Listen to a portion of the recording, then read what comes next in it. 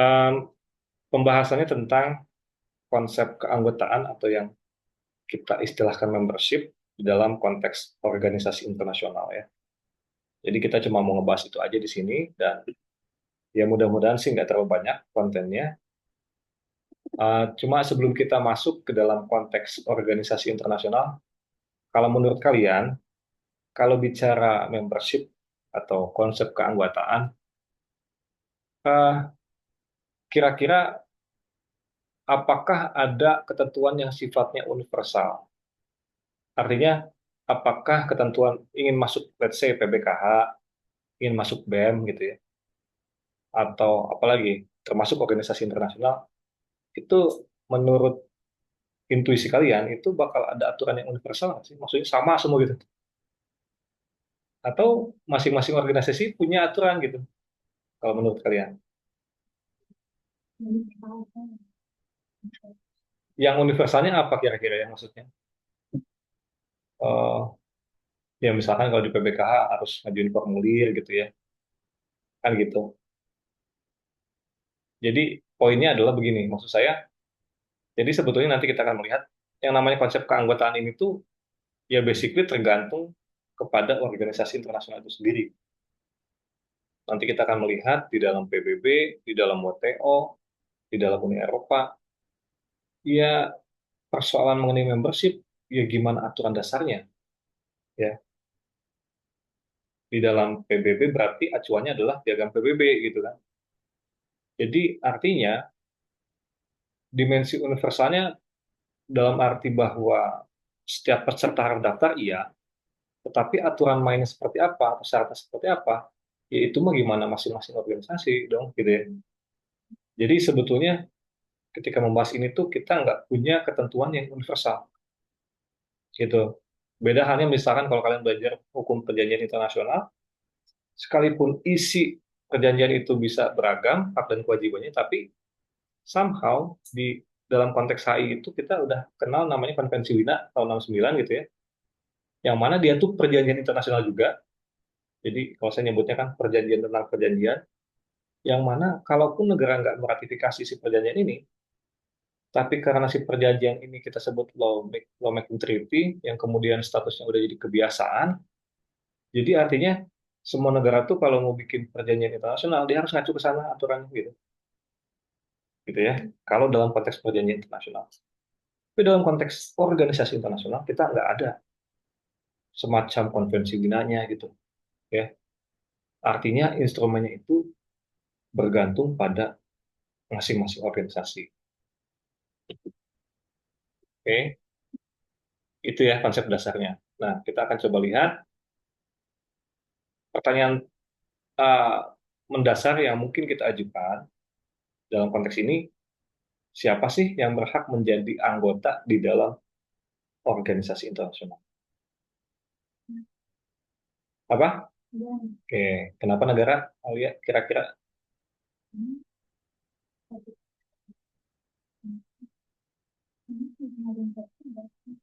kenapa? Oke, bagus sekali ya penalarannya, intuisinya. Kita akan mengatakan tentu kita kan bisa melakukan analogi ya sebetulnya ketika bicara organisasi internasional itu dalam arti begini. Dalam konteks hukum nasional, itu kan subjek itu sebenarnya kita dapat pilih menjadi manusia alamiah, kita sebut natural person, kita semua. Dan manusia itulah yang menciptakan hukum. Hukum itu kan, ini saya suka sampaikan di level pengantar ya, atau di mata kuliah filsafat hukum, sebenarnya hukum itu kan fiksi sosial yang diciptakan oleh manusia, termasuk di dalam negara. Artinya apa? Ya negara itu kan sebenarnya nggak ada ya, dalam arti begini.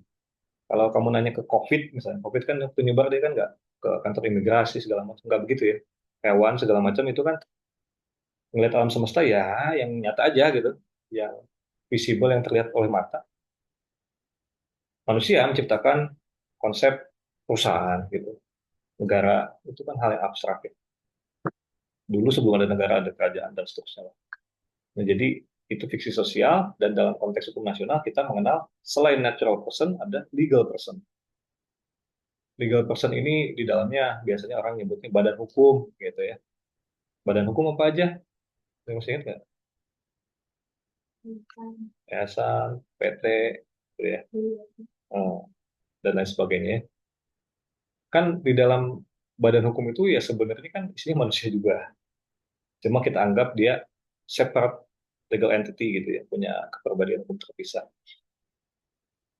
Tapi karena manusia di dalamnya, maka ya penalaran itulah yang tadi dimaksudkan oleh Alia ya, bahwa organisasi internasional ini kan eh, penciptanya negara, sebagaimana halnya manusia menciptakan badan hukum. Dan analogi itulah yang suka digunakan dalam arti kalau dalam konteks hukum nasional, subjek utamanya manusia, let's say, yang kemudian ada badan hukum, dalam konteks HI, maka kita melihat subjek utamanya negara, dan di situ ada subjek HI lainnya, termasuk OI ya. Maka, untuk menjawab pertanyaan ini, siapa yang berhak menjadi anggota? Lazimnya tentu kita akan menjawab, ya negara di dalamnya. Ya, tetapi saya perlu katakan begini, itu bisa dilihat ya di dalam PPT. Jadi pada dasarnya sih konstitusi masing-masing organisasi itu akan mengatur siapa aja yang boleh bergabung, termasuk apa syaratnya. Itu dulu ya kata kuncinya.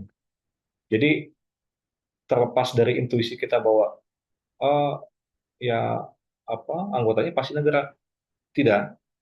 Kita perlu mencatat bahwa sekali lagi persoalan membership adalah persoalan aturan internal organisasi. Itu. Ini menjadi relevan karena eh, sekalipun yang menjadi anggota itu lazimnya adalah negara, tapi ada juga pengecualian-pengecualian. Artinya ada juga konteks di mana, nah misalkan di sini ya, Uni Eropa, dia itu anggota dari berbagai macam organisasi internasional. Uni Eropa sendiri adalah organisasi internasional, ya. Jadi saya kira itu ya. Sekali lagi, yang dimaksud dengan konstitusi itu di sini maksudnya constituting agreement. Jadi ya perjanjian internasional sih. Sebagai contoh dalam konteks PBB ya piagam PBB. Jadi bukan konstitusi dalam artian undang-undang dasar bukannya, tapi dalam artian perjanjian internasional. Cuma memang kadang-kadang diistilahkannya dengan constituting agreement. Nah, di sini kita bisa melihat bahwa si Uni Eropa ternyata dia anggota dari FAO dan WTO. Kenapa bisa begitu? Ya karena FAO dan WTO memungkinkan keanggotaan si Uni Eropa di dalam konstitusinya. Itu ya, sehingga kesimpulannya kita akan mengatakan ya ini bergantung pada organisasi internasional dimaksud. Oleh karena bergantung pada organisasi internasional dimaksud, maka tentu kita harus membaca masing-masing konstitusinya untuk mengetahui konsep keanggotaannya. Nah, ini yang saya maksud tadi ya, bahwa kita nggak punya aturan yang universal sebenarnya. Nggak seperti perjanjian internasional gitu ya, yang udah di, let's say, dikodifikasi lah di dalam konvensi Wina. Oke, kita coba alihkan perhatian pada PBB lah ya, karena itu kan kita bisa anggap sebagai salah satu OI yang paling penting dewasa ini, mengingat fungsi dan wewenangnya. Kita bisa lihat di pasal 4 ayat 1,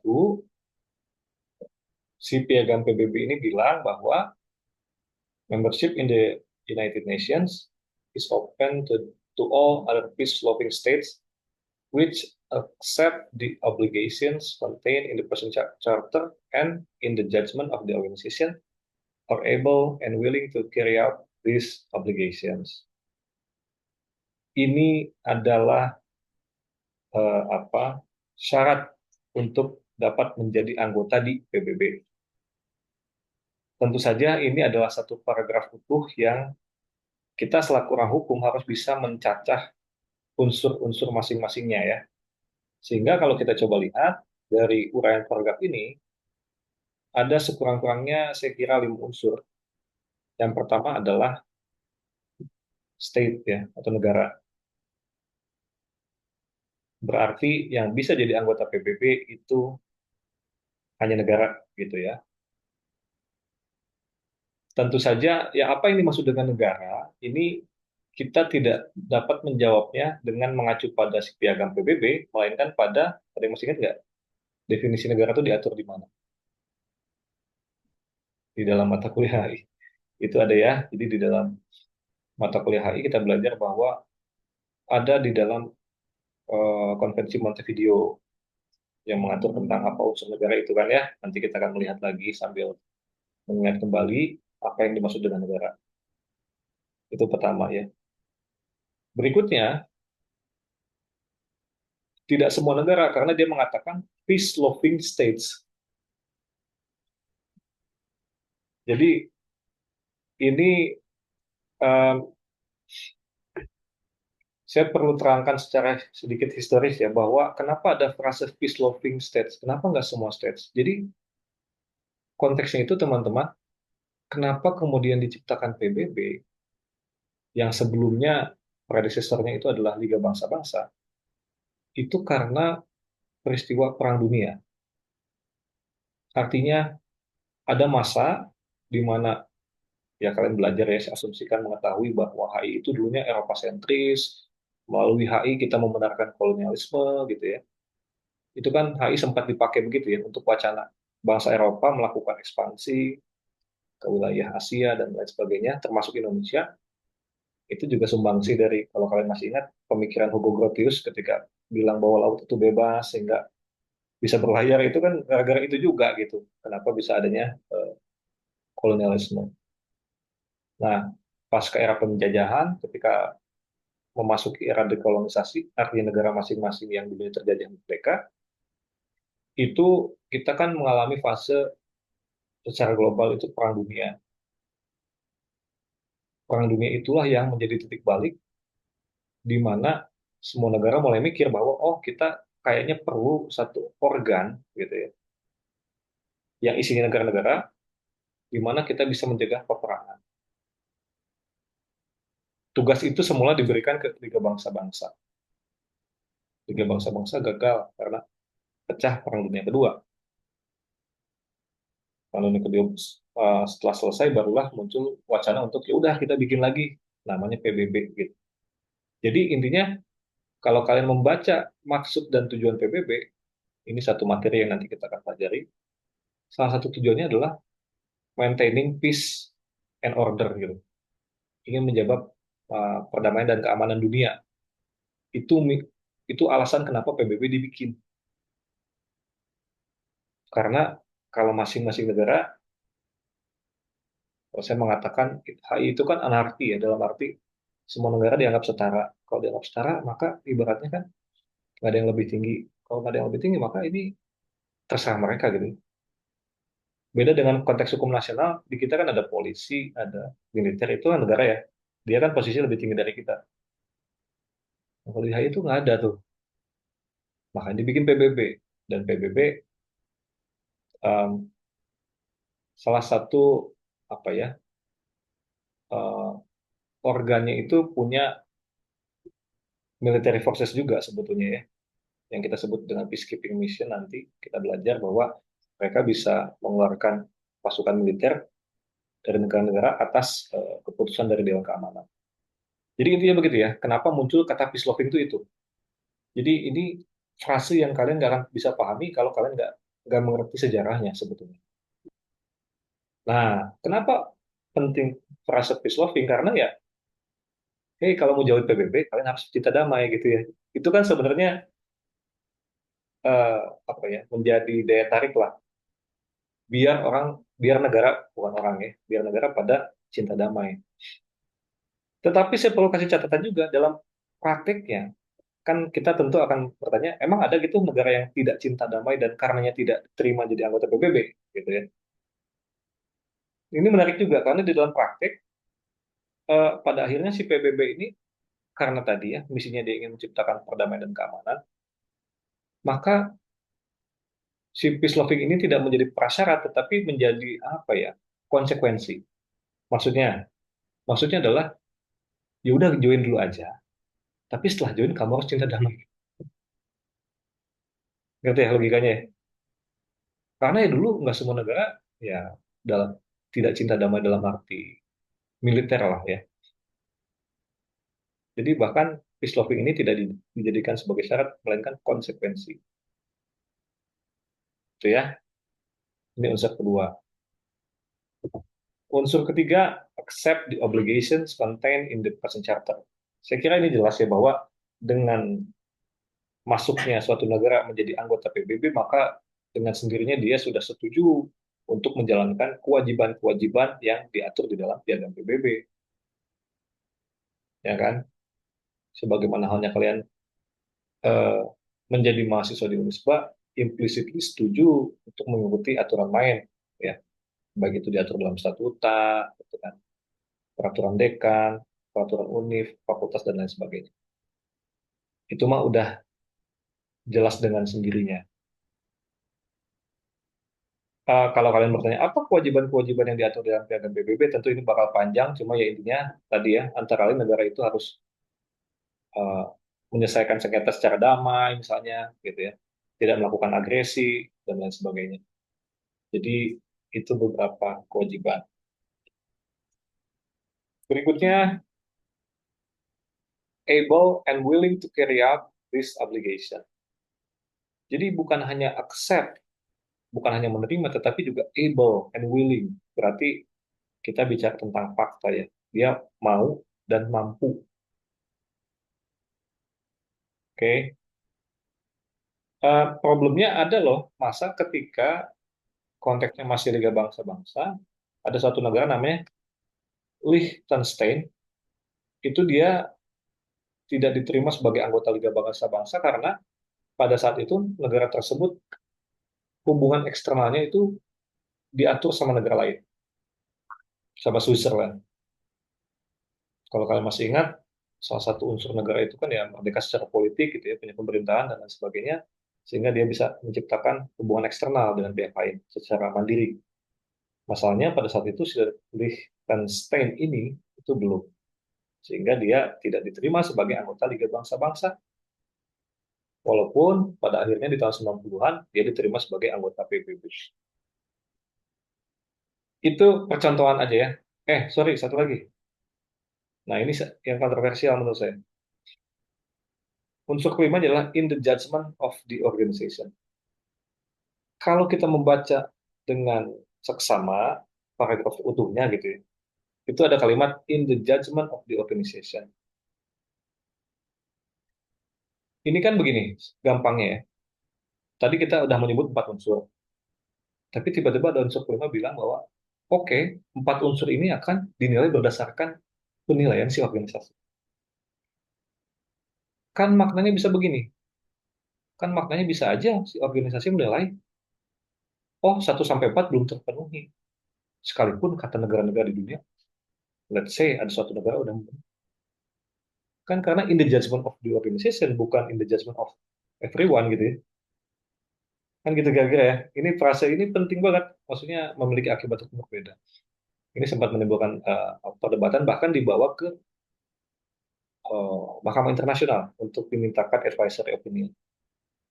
Nanti kita belajar bahwa salah satu fungsi Mahkamah Internasional itu bukan hanya menyelesaikan sengketa antar negara, tetapi juga memberikan opini hukum yang diajukan oleh organisasi internasional.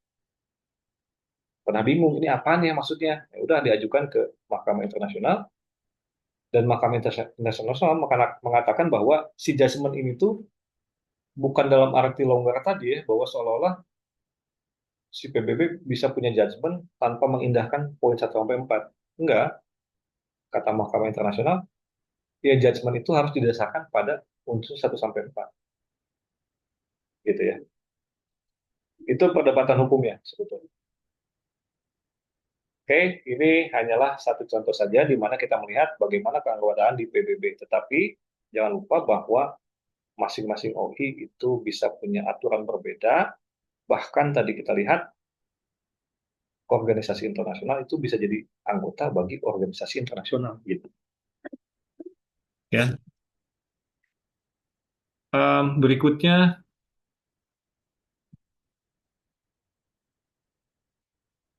kita akan coba lihat prosedur penerimaan anggota PBB.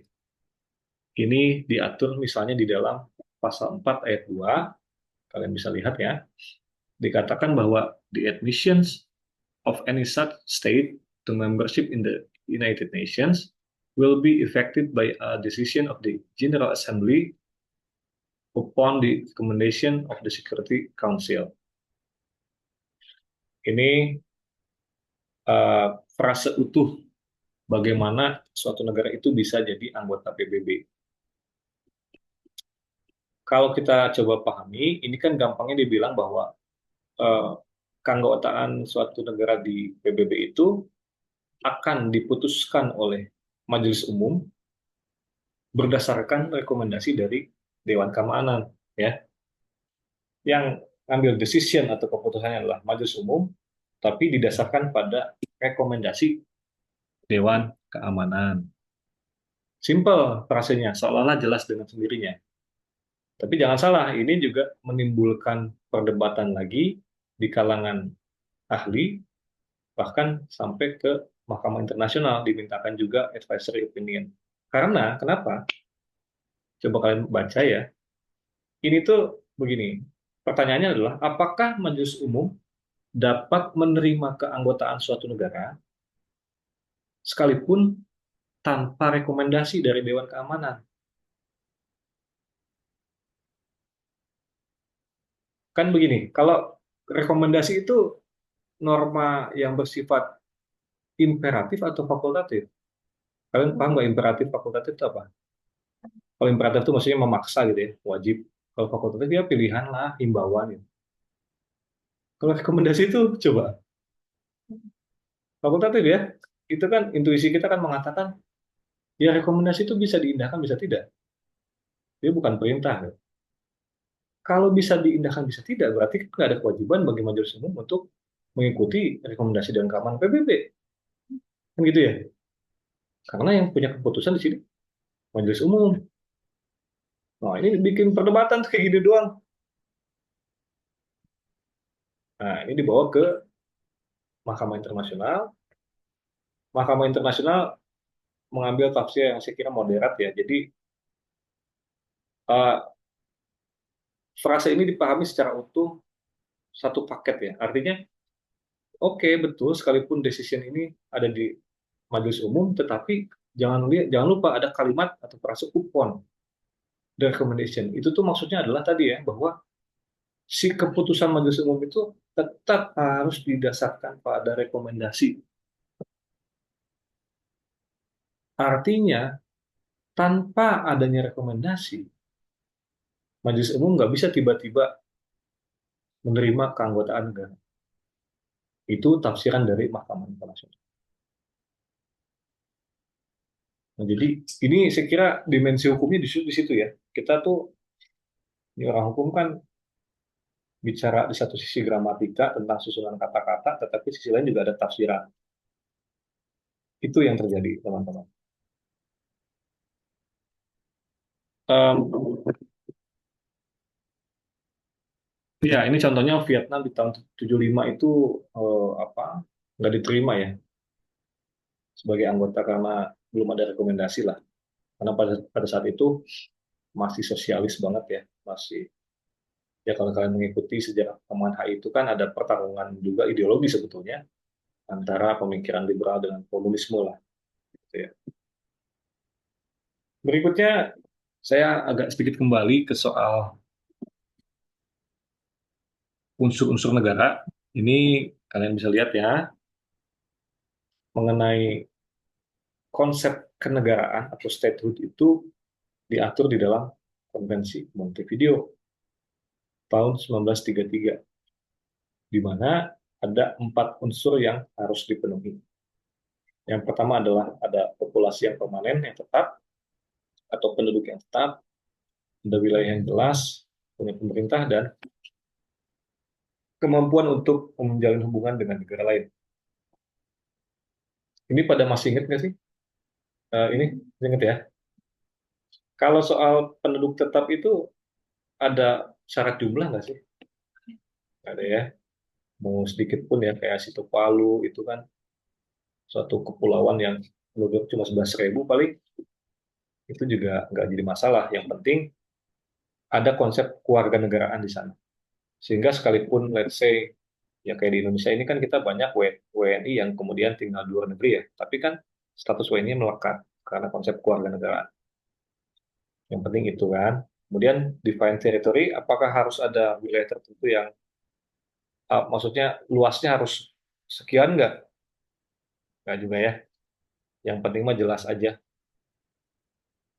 Kemudian pemerintahan, ini saya cepat aja ya. Ini kan kalau penjelasan rinciannya begini,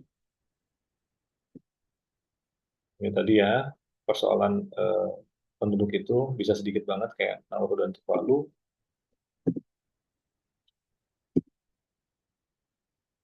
Nah ini mengenai wilayah tertentu nggak ada ukurannya, ya. Yang penting ada konsistensi mengenai penguasaan suatu wilayah atau yang wilayah yang diatur secara efektif.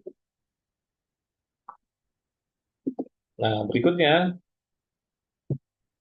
ini berkaitan dengan siapa yang mengendalikan wilayah. Harus ada pemerintahan yang jelas ya mengenai suatu tatanan administratif yang mengendalikan wilayah tersebut, gitu ya. Uh, ini mungkin dianggap jelas dengan sendirinya, tetapi kalau kita melihat studi kasus di Palestina ini menarik ya. Uh, hingga sejauh ini Palestina, kalau kalian mengkaji literatur HI, itu sampai sekarang masih timbul perdebatan tentang apakah Palestina itu negara atau tidak sebetulnya. Ya, kenapa? Saya kira kunci perdebatannya itu bukan pada persoalan penduduk, bukan soal wilayah. Sorry, wilayah pun kita tahu ya ada perubahan kan semenjak kekaisaran Ottoman sampai ke sekarang ini kan telah terjadi dinamika lah perubahan mengenai luas wilayah dari si Palestina ini. Ini kalian bisa lihat ya si urutan kronologisnya. Misalnya di tahun 1918 sampai 23 itu ada pendudukan oleh Inggris. Kemudian setelah dilakukan penjajahan oleh Inggris, wilayah tersebut sampai tahun 45 itu jadi wilayah mandat berdasarkan deklarasi Balfour, dan kemudian di tahun 47 barulah muncul apa itu partition plan yang dikeluarkan oleh Majelis Umum PBB UN General Assembly tahun 48. Sekarang tiba-tiba merdeka ya, sekalipun yang mengakui cuma Amerika Serikat, dan waktu itu padahal ya wilayahnya pun sebenarnya nggak jelas ya sebenarnya, cuma karena pemerintahnya udah efektif gitu kan dia merdeka, dan kemudian terjadi perang dengan negara-negara di sekitar itu, negara-negara Arab di sana. Nah kemudian barulah semenjak 67 gitu ya terjadi Nakba kan gitu ya, pendudukan yang dilakukan oleh Israel di West Bank, Yerusalem dan lain sebagainya. Ini dilakukan berbagai macam aneksasi. Tahun 88 Palestina pernah melakukan proklamasi kemerdekaan ya, tetapi karena semenjak tahun 88 sampai 2005 atau bahkan sekarang 2024 itu masih terjadi pendudukan, maka ada sebagian ahli, saya kira untuk tidak mengatakan semuanya, itu yang berpandangan bahwa ya Palestina sekarang siapa yang memerintah? Gitu. Apakah PLO? Apakah apa itu Hamas gitu ya? Itu menjadi perdebatan tuh. Terus oke, Hamas, let's say Hamas memang menguasai wilayah mana aja gitu. Kira-kira itu ilustrasinya ya. Jadi somehow untuk kasus Palestina ini luar biasa rumitnya ya. Eh, sekalipun tentu saya perlu katakan bahwa Palestina ini makin hari sih makin memperoleh dukungan, dalam arti pengakuan, sorry ya. Kan tadi di luar unsur yang sifatnya material, ada unsur pengakuan dari negara lain kan ya. Nah itu dulunya dikit, sekarang makin banyak sih, termasuk dari negara-negara Eropa. Tapi yang ingin saya katakan bahwa Palestina itu untuk kita simpulkan sebagai suatu negara itu sebetulnya masih menjadi perdebatan di kalangan, terutama aspek wilayah dan pemerintahan yang efektif. Kasihan banget sih ya, sehingga implikasinya selain terjadi ya yang kita saksikan hingga hari ini, konflik bersenjata di sana, implikasi lainnya adalah Palestina ini hanya menjadi observer pengamat di PBB sebetulnya. Itu bukan anggota penuh, bukan full member, gitu ya. Jadi ada kaitan juga dengan persoalan organisasi internasional. Tapi di sisi lain dia menjadi anggota bagi Mahkamah Pidana Internasional. Jadi gitu banget, apa ya, inkonsisten lah. Di PBB dia cuma jadi observer, tapi di Mahkamah Pidana Internasional dia bisa dianggap sebagai anggota, padahal anggotanya harus state. Gitu. Sehingga kan ada yang menyimpulkan, oh kalau begitu Palestine state dong. Gitu ya. Oke, ini percontohan aja ya teman-teman ya. Kita kembali lagi ke persoalan organisasi, keanggotaan dalam organisasi internasional lainnya. Selain PBB, penerimaan anggota baru dapat didasarkan pada pertimbangan yang berbeda berdasarkan konstitusi. Jadi sekali lagi, constituting agreement itu menjadi penting di dalam menentukan persoalan keanggotaan. Ini saya beri beberapa contoh. Konstitusi ILO misalnya itu terbuka bagi anggota PBB serta negara-negara lain yang ingin menjadi anggota. Jadi nggak mesti negara anggota PBB. Sedangkan konstitusi FAO menetapkan bahwa selain anggota asli, nanti kita akan belajar tentang original members ya, dengan yang bukan original, itu negara-negara dapat diizinkan untuk bergabung dengan 2/3 mayoritas suara, asalkan secara resmi menyatakan penerimaan terhadap kewajiban konstitusi. Tuh, di FAO aja udah berbeda. Jadi, untuk dapat jadi anggota itu harus memperoleh mayoritas suara anggotanya yang sebelumnya gitu. Sedangkan kalau konstitusi WHO hanya mengatakan terbuka bagi semua negara. Ini ya jelas ya, ini beberapa contoh yang dapat mengilustrasikan mengenai perbedaan masing-masing organisasi internasional. Berikutnya, eh, ada juga klasifikasi atau pemilahan yang dapat kita berikan mengenai keanggotaan di organisasi internasional. Biasanya di dalam literatur itu dipilah antara original atau founding members dengan member state. Yang dimaksud dengan original atau founding members tentu saja mereka atau negara-negara yang bukan hanya jadi anggota, tetapi ikut merumuskan si konstitusinya, gitu ya. Walaupun saya kira perlu saya tegaskan bahwa lantas apa itu perbedaan gini? Oke, original members ikut-ikutan merumuskan, tapi kan secara hukum kita bisa bertanya, terus bedanya apa lagi gitu ya? Apa akibat hukum yang berbeda di antara dua anggota ini? Antara anggota yang ikut merumuskan dengan anggota yang baru join kemudian. Pada dasarnya sih nyaris tidak ada ya, dan kita harus mengacu lagi ke konstitusi. Cuma at least kalau original atau founding members itu kan berarti dia ikut merumuskan, berarti pandangannya menjadi landasan gitu ya. Katakanlah ya Amerika Serikat ikut merumuskan piagam PBB, maka pandangan-pandangannya lah yang juga ikut melandasi bagi perumusan si piagam PBB itu. Selain itu, keuntungan lainnya adalah si original atau founding members ini dia tidak mesti memenuhi syarat-syarat untuk jadi anggota. Gitu ya. Jadi kalau original atau founding members dia nggak harus memenuhi syarat karena otomatis jadi anggota gitu ya. Tapi kalau member state dia harus memenuhi syarat, nanti ada listnya gitu kan, kayak tadi lah kayak si PBB. Dan itu kenapa nanti kalian kalau di dalam kajian literatur itu akan melihat negara seperti eh, apa itu Ukraina dan Belarusia itu dia jadi anggota PBB padahal dulunya bukan independent states ya, dalam artian dulu kan dia merupakan bagian dari Uni Soviet, tapi somehow dia jadi dianggap sebagai original founding member sehingga dia nggak harus memenuhi syarat member state gitu. Oke, itu ya. Dan ini ada percontohannya di sini. Di pasal 3 Piagam PBB dikatakan bahwa the original members of the United Nations shall be the state which, having participated in the United Nations Conference on International Organization at San Francisco, or having previously signed the declaration by United Nations on 1 January 1942, signed the present charter and ratify it in accordance with Article 110.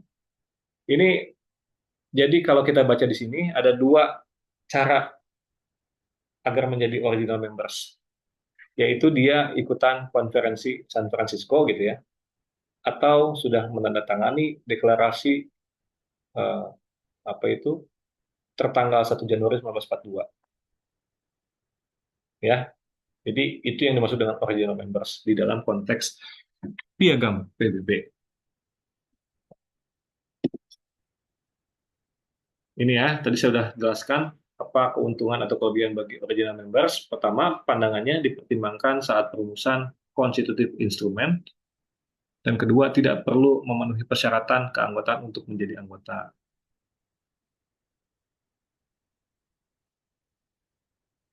Tapi selebihnya udah sama aja sih dengan member state lainnya ya. Di luar ini nggak ada kelebihan lagi.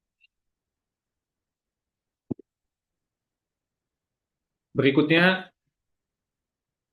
ada juga nih teman-teman, klasifikasi-klasifikasi lainnya ya. Ada istilah full members lah, ada istilah associate and affiliate members, ada juga partial members dan non-members. Apa sih bedanya dari keempat ini? Intinya mah sederhananya, saya tidak ingin terlalu memperumit ya. Intinya mengenai wewenang atau hak masing-masing negara. Kalau di full members tentu saja dia bukan hanya bisa memperoleh dokumen-dokumen dari si organisasi internasional, tetapi juga memiliki misalkan hak suara untuk voting, sehingga itu menentukan arah kebijakan si organisasi. Tetapi kalau associate, affiliate members gitu ya, partial, apalagi non members, itu lebih terbatas biasanya haknya. Ya, jadi dari dimensi itu sebetulnya uh, apa perbedaannya. Ya. Jadi sekali lagi kalau full members atau anggota penuh, dia itu dapat berpartisipasi di segala dimensi kegiatan, termasuk memberikan suara atau voting misalnya. Sedangkan kalau anggota asosiasi atau afiliasi itu dapat berpartisipasi tetapi nggak punya hak suara, ya, nggak punya hak suara di organ-organ utama terutama ya.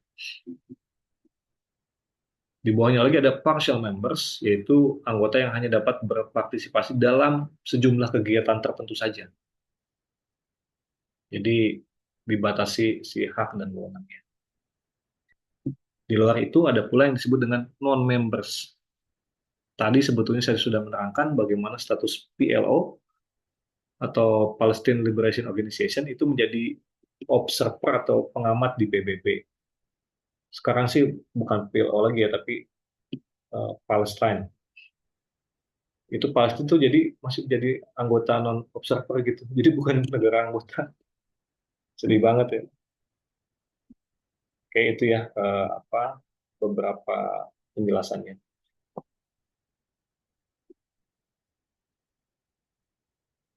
Sorry ini saya tiba-tiba loncat kalau di PPT itu ke soal anggota tetap Dewan Keamanan PBB.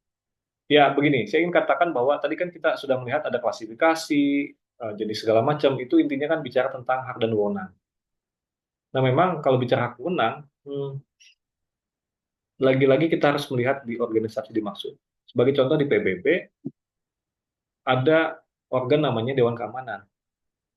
Si Dewan Keamanan ini, dia tuh punya power lebih dari negara-negara pada umumnya. Kita lihat ya, di sini ada Cina, ada Prancis, ada Inggris, ada Amerika, dan Rusia. 5 negara ini merupakan negara anggota tetap Dewan Keamanan PBB. Permanen, selamanya gitu loh. Kalau ditanya, kenapa 5 negara ini? Karena 5 negara inilah yang memenangkan perang. Itu yang pertama ya. Secara historis mereka pemenang perang. Kalau Jerman kan kalah tuh ya, si Nazi segala macam itu kalah. Eh, inilah yang memenangkan perang. Nah, di dalam ketentuan piagam PBB itu ada Dewan Keamanan kan ya. Dewan Keamanan itu fungsinya menjaga perdamaian dan keamanan. Dia bisa bikin pasukan militer, tadi yang saya sebut sebagai peacekeeping mission misalnya, atau peacekeeping forces. Nah, 5 ini tuh powerful banget dalam artian mereka punya yang disebut dengan hak veto misalnya ya. Kalian mungkin sering mendengar. Jadi gampangnya begini, kalau misalkan Dewan Keamanan bikin kebijakan, misalnya kita selamatkan Palestina, misalkan dari agresi yang dilakukan oleh Israel, Kalau seandainya ada salah satu negara bilang veto, itu gugur kebijakan. Dan itu terjadi beberapa kali saya kira dalam konteks peperangan Israel Palestina. Saya ingat betul pernah ada resolusi Dewan Keamanan yang kemudian diveto oleh Amerika Serikat. Di antaranya kalau nggak salah itu soal gencatan senjata ya. Jadi gencatan senjata itu wacananya udah jauh banget dari waktu itu. Cuma begitu si resolusi Dewan Keamanan dikeluarkan, itu diveto sama Amerika Serikat. Jadi ya kita bisa katakan bahwa secara apa ya, secara power, secara kuasa lima negara ini sangat powerful sebetulnya. Bahkan ada wacana di kalangan para ahli itu sebenarnya hmm, dengan adanya Dewan Keamanan yang tetap begini tuh nggak adil buat negara lain gitu ya. Ini kan warisan Perang Dunia Kedua, zaman sekarang katanya setara gitu ya, kayak gitu-gitulah. Jadi banyak sekali wacana untuk mengubah positioning dari Dewan Keamanan ini. Sekalipun tentu saja mereka pasti nggak mau. Mau ada usul perubahan pasti diveto lagi kan gitu logikanya. Itulah real politik ya teman-teman. Jadi maksudnya HI itu memang sangat kental dengan soal politik, kekuasaan gitu dan apa yang sayangnya itu kemudian si soal corak kekuasaan yang dominan itu di, di, di apa ya ditetapkan di dalam piagam PBB. Salah satu produknya ini si lima negara yang super power ini. Oke, itu ya satu contoh kenapa klasifikasi atau hak dan wewenang organisasi itu menjadi penting. Ya, contohnya ini, dia sangat powerful di dalam menentukan arah suatu organisasi. Oke, masih ada waktu ya kita jam 9.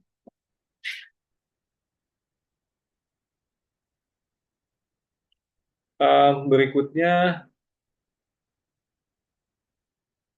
ini masalah suksesi, ada yang masih ingat nggak sih sukses itu apa? Ini ini materi-materi yang ya di mata kuliah HI sih ya. Kalau kalian masih ingat, ada salah satu topik di dalam hukum internasional itu berkaitan dengan suksesi. Suksesi itu kita biasanya kan memahami itu dalam konteks kepemimpinan. Misalkan suksesornya Presiden Joko Widodo adalah Prabowo Subianto gitu ya. Penerusnya begitu. Atau bisa juga kita pahami dalam konteks sebetulnya kita analogikan dengan konsep hukum waris gitu ya. Kalau hukum waris kan berarti kita bicara tentang pewaris dan ahli waris yang mana satu let's say meninggal, pewaris meninggal, meninggalkan harta benda dan lain sebagainya ke ahli waris. Nah, dalam konteks hubungan internasional pun kan banyak terjadi suksesi dalam artian misalkan tadi saya beri contoh Ukraina sama Belarusia itu dulu nggak ada karena dia tergabung dalam Uni Soviet. Tapi karena Uni Soviet bubar, muncul negara-negara anaknya gitu ya, yang menjadi suksesor bagi Soviet, termasuk Rusia saya kira. Itu konteks sukses ya. Cuma maksudnya kenapa dibahas di dalam konteks organisasi internasional karena ya kalian bisa membayangkan mungkin ya bahwa ada satu masa di mana tadi Uni Soviet itu menjadi anggota PBB, tapi tiba-tiba bubar karena apa itu ya perang dunia ya, sehingga beberapa anggotanya itu kita bisa mengajukan pertanyaan apakah dia masih tetap menjadi anggota OI atau tidak gitu ya. Kan yang jadi anggotanya si Uni Soviet. Terus karena suksesi ada Rusia, ada Ukraina dan lain sebagainya, maka pertanyaan hukumnya apakah si apa itu suksesornya itu otomatis menjadi anggota atau tidak gitu. Itu ya. Jadi maksudnya ngebahas sukses itu dalam konteks itu. Walaupun saya kira di zaman sekarang udah apa ya sedikit ya negara yang kemudian uh, bubar gitu atau menghilang.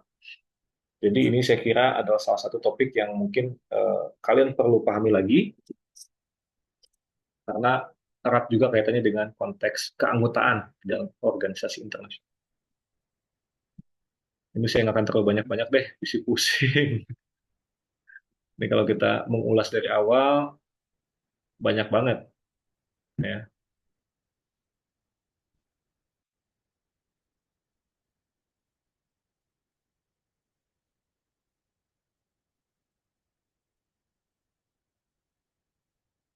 Nah, ini saya singkat aja kali ya untuk suksesi ini kan ya. Em, Dalam konteks teorinya kan ada dua tuh. Maksudnya kalau terjadi suksesi itu pertanyaan hukumnya kan apakah kita menganut doktrin universal atau common doktrin yang sifatnya itu berlanjut kayak konsep hukum waris gitu ya. Apakah ketika suatu negara bubar, maka negara penerusnya itu mengemban hak dan kewajiban negara yang sudah bubar atau terjadi clean slate atau sapu bersih. Contoh Rusia, Rusia itu menjadi suksesor bagi Uni Soviet. Pertanyaan hukumnya apakah Rusia itu mengemban hak kewajiban Uni Soviet? Gitu ya. Nah, itu menjadi debat teoritis di kalangan ahli. Ada yang mengatakan ya berlanjut karena dia mengklaim suksesi. Karena Rusia sendiri yang menyatakan bahwa dia adalah suksesor. Tapi di saat yang sama ada pula yang mengatakan ya kan pengambil kebijakannya beda nih. Dulu di era Uni Soviet mungkin gimana sistemnya ya. Begitu jadi Rusia kan terjadi perubahan, maka nggak bisa kita asosiasikan hak dan kewajiban Uni Soviet sebagai tindakan Rusia. Gitu ya. Nah, itu satu topik yang menjadi perdebatan. Nah, dalam konteks OI atau organisasi internasional, di sini saya menguraikan bahwa secara umum Konvensi Wina tahun 78 itu cenderung mengafirmasi konsep common doctrine atau keberlanjutan. Ya, itu yang kemudian diadopsi dalam prakteknya. Tetapi tentu ada pengecualian di mana negara-negara yang disebut sebagai negara baru merdeka atau newly independent states kayak Indonesia atau negara yang dulunya terjajah, ya itu diizinkan untuk mengadopsi clean slate. Artinya, singkat katakan bahwa ada tindakan afirmasi kalau zaman sekarang. Maksudnya ada diskriminasi positif. Bagi negara yang nggak terjajah, itu berlaku konsep common doctrine, artinya dia menanggung warisan hak dan kewajiban negara si sebelumnya. Tapi bagi negara yang baru merdeka, kayak Indonesia atau negara-negara dunia ketiga, itu dia boleh pakai konsep clean slate sehingga dia tidak terbebani oleh kewajiban negara pendahulunya. Gitu ya. Tapi sekali lagi, ini terpulang pada konstitusi dari organisasi internasional itu sendiri ya. Jadi kita perlu melakukan kajian yang sifatnya, saya kira spesifik.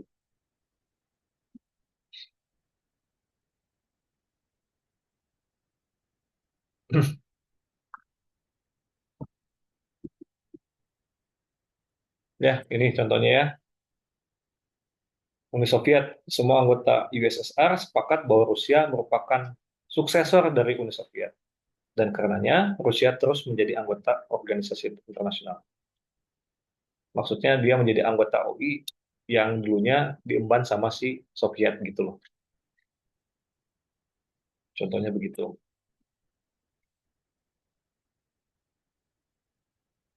Lain halnya dengan Cekoslovakia, karena dia terjadi pemisahan antara Ceko dan Slovakia, mereka bersepakat untuk mengadopsi konsep clean slate sehingga harus mengajukan lagi keanggotaannya, gitu ya, dari awal. Jadi dulunya Cekoslovakia itu anggota OI, tapi karena bubar antara Ceko dan Slovakia, dua-duanya sepakat pakai clean slate dan karenanya dia harus mendaftar lagi lah, gitu ya. Oke, itu ya yang dimaksud dengan konsep suksesi. Terakhir, ini konsep terakhir yang perlu dipahami dalam konteks keanggotaan. Jadi, tentu saja kalau kita bicara keanggotaan, kita bisa membayangkan bisa daftar, tapi juga bisa keluar gitu ya. Bisa mengundurkan diri, atau yang kita sebut sebagai termination of membership. Saya kira sebelum kita bicara termination, di PPT kalian bisa melihat, kalau yang namanya termination itu ada tiga cara lah ya. Dia bisa mengundurkan diri, bisa dikeluarkan, atau juga bisa musnah atau cease to exist. Tetapi sebelum itu, saya kira ada konsep suspension, konsep apa itu ditunda sementara keanggotaannya. Nah, ini sebelum kita bicara termination ya, ada penangguhan. Pertanyaan dasarnya kan apa yang ditangguhkan, gitu ya? Nah, di dalam konsep penangguhan itu, membership atau voting rights itu bisa ditangguhkan. Beda ya antara penangguhan dengan termination. Kalau termination kan keluar, kalau suspension cuma ditangguhkan. Yang ditangguhkan sekali lagi adalah status keanggotaannya atau hak suaranya. Saya di sini memberikan contoh, ada tiga. Pertama, Uni Eropa, misalnya di sini dikatakan bahwa dia dapat menangguhkan negara anggota yang telah membuat resiko yang jelas akan melanggar secara serius nilai-nilai penghormatan terhadap HAM, kebebasan, demokrasi, kesetaraan, supremasi hukum, dan lain sebagainya. Jadi, kalau seandainya ada negara anggota Uni Eropa yang melanggar hal tersebut, maka dapat ditangguhkan keanggotaannya. Itu di Uni Eropa ya. Lain halnya dengan misalkan di uh, Organization of American States atau organisasi negara-negara Amerika. Penangguhan di sini, kalau kita perhatikan tanda petik ya, di situ saya memberi satu ilustrasi. Kalau di OAS itu, apabila pemerintah yang dibentuk secara demokratis itu telah digulingkan dengan kekerasan atau paksaan. Artinya kalau terjadi penggulingan kekuasaan atau kudeta, maka negara anggota OAS dapat ditangguhkan statusnya ya, atau status keanggotaannya. Lain halnya, Uni, Uni Afrika misalkan, atau African Union, dikatakan bahwa dapat menangguhkan keanggotaan suatu negara ketika pemerintah suatu negara anggota berkuasa melalui cara yang tidak konstitusional. Di sini percontohannya adalah Madagaskar ketika di tahun 2009 itu terjadi kudeta di sana. Jadi di tahun 2009 Madagaskar itu status keanggotaannya di Uni Afrika ditangguhkan. Terjadi suspension. Ya, ini percontohan-percontohannya. Jadi tentu saja unsur apa yang dapat membuat suatu negara ditangguhkan itu terpulang pada aturan si organisasi dimaksud.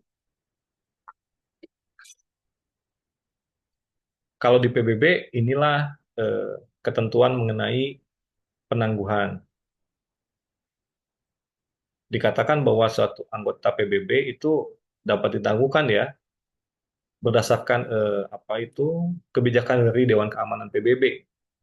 Yang ditangguhkan apa? Hak dan privilege-nya, hak dan keistimewaannya. Ya, ini rumusan yang ada di dalam piagam PBB. Itu mengenai suspension, tetapi kalau kita mengalihkan perhatian pada persoalan termination, maka tadi kita dihadapkan dengan tiga kemungkinan. Pertama adalah pengunduran diri. Bagaimana pengunduran diri bisa terjadi? Ada dua kemungkinan lagi. Pertama, karena si negara itu di satu sisi udah mau mengikatkan diri menjadi anggota, tapi dia menolak ratifikasi. Jadi dia tuh belum sepenuhnya setuju dengan ketentuan organisasi ya. Oleh karena belum sepenuhnya setuju, maka dia dapat dianggap telah mengundurkan diri. Atau yang paling jelas adalah tindakan unilateral sepihak, di mana dia memang menyatakan ingin keluar dari suatu organisasi. Contohnya adalah Indonesia di tahun 65, itu di bawah kepemimpinan Soekarno ya, ketika menjalankan konsep demokrasi terpimpin, dan sebelum dia dikudeta oleh Soeharto, itu Indonesia pernah keluar dari PBB. Ya, kenapa keluar? Konteksnya adalah ketegangan dengan Malaysia pada saat itu yang dimana si Malaysia itu jadi negara bukan tetap Dewan Keamanan. Ya gampangnya Indonesia cemburu lah dengan privilege yang kemudian diperoleh oleh Malaysia sehingga keluar dari PBB.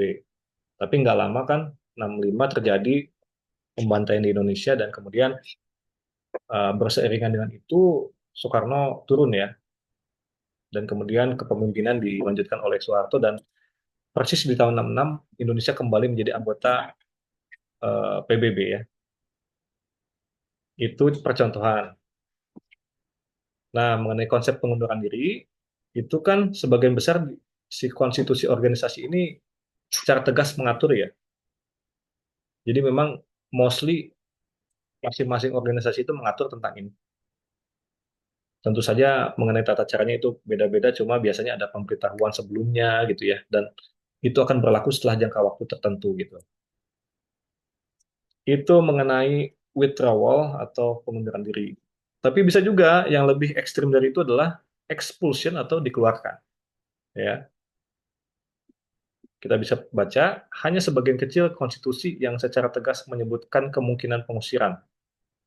Hanya sebagian kecil. Artinya kita boleh jadi menemukan organisasi internasional yang nggak ngatur tentang ini. Ya, namun di dalam piagam PBB sih diatur ya. Misalkan di pasal 6 dinyatakan bahwa majelis umum dengan 2/3 suaranya itu dan berdasarkan rekomendasi dan keamanan PBB dapat mengeluarkan anggota jika anggota tersebut terus-menerus melanggar prinsip-prinsip yang tercantum dalam piagam PBB. Jadi kalau seandainya ada anggota PBB yang melanggar prinsip-prinsip piagam PBB secara terus-menerus, kemudian berdasarkan 2/3 suara majelis umum, ya, berdasarkan rekomendasi Dewan Keamanan, jadi ada 3 unsur tuh ya, maka satu anggota bisa dikeluarkan. Tentu saja pertanyaannya, apakah ada yang pernah digituin? Faktanya tidak pernah ada ya, satupun negara sekalipun, padahal politik internasional kan chaos banget ya, maksudnya. Ya, banyak lah yang melanggar prinsip-prinsip piagam PBB sebenarnya, mostly US gitu kan, ya baru-baru ini Israel gitu, dan lain sebagainya lah. Tapi kan ini unsurnya banyak ya, jadi nggak semudah itu sebetulnya. Eh, Ya, ini bunyi pasal utuhnya ya. Itu silakan bisa dibaca sendiri. Saya kira di dalam pasal 6 dikatakan bahwa a member of the United Nations which has persistently violated the principles contained in the present charter may be expelled from the organization by the General Assembly upon the recommendation of the Security Council. Itu bunyi ketentuan secara utuhnya, yang juga saya kira ini diatur juga di pasal lain sebenarnya yang bicara tentang apa tadi ya, 2/3 suara dan rekomendasi dan lain sebagainya. Saya kira itu teman-teman untuk materinya ya. Maka kalau ada